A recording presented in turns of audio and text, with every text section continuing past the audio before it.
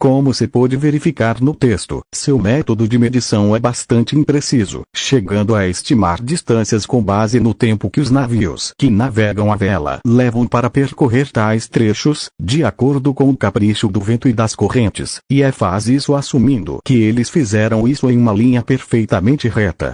Tal coisa não é verificável de forma alguma. Tal método de cálculo de distâncias é completamente inaceitável hoje em dia.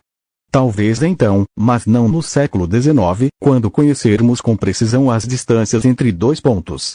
Com esta forma questionável de calcular distâncias, ele afirma que a distância entre Melbourne e o Cabo da Boa Esperança é de 7.140 milhas náuticas, ou 13.323 quilômetros, quando a realidade é de 10.314 quilômetros. O erro nesta medição não é inferior a 29%. Quase um terço a mais.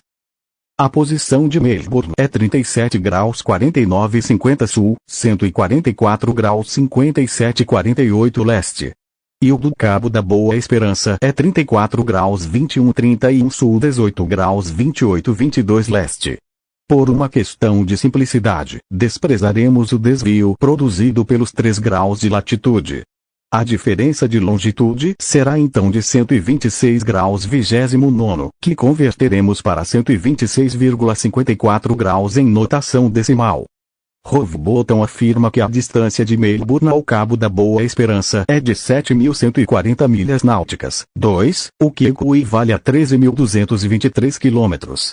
Isso significa que se dividirmos essa distância por 126,54 graus, teremos um resultado de cerca de 104,5 km para cada grau. Se multiplicarmos por 360, obtemos que a circunferência da Terra naquela latitude é de 37.619 km.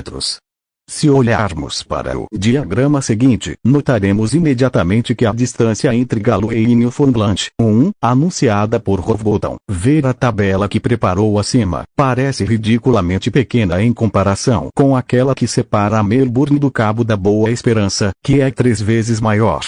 No mapa ATP, entretanto, parece ser cerca de 10 vezes maior. Esse único aspecto da questão deveria ser suficiente para descartar toda a sua proposta.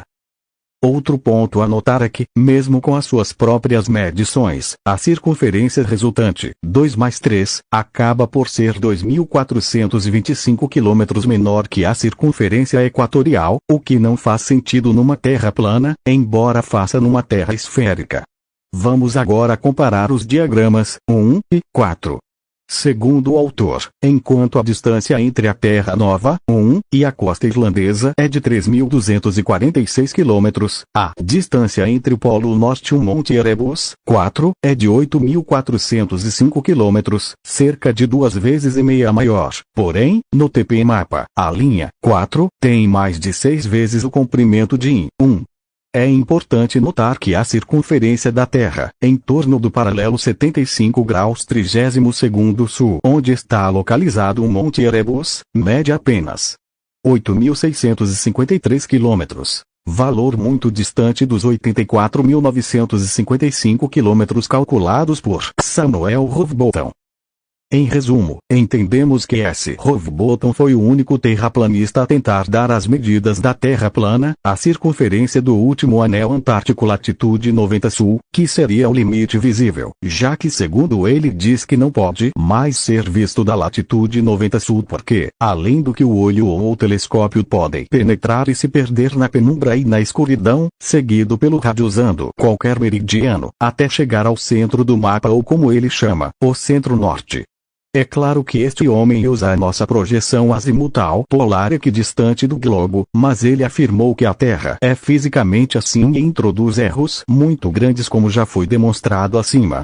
A projeção apresenta grandes distorções nos ângulos, partindo do mesmo centro e distorce progressivamente mais e mais à medida que se afasta deste centro, por isso é necessária a referência do diapasão da escala, ver imagem abaixo, informação que é fornecida naquelas projeções, mas dados jogados no lixo por S. Rowbotham, pois segundo ele disse, não podemos aceitar como prova a longitude calculada de 1 grau de latitude, porque esta é uma quantidade relacionada à teoria da esfericidade da Terra.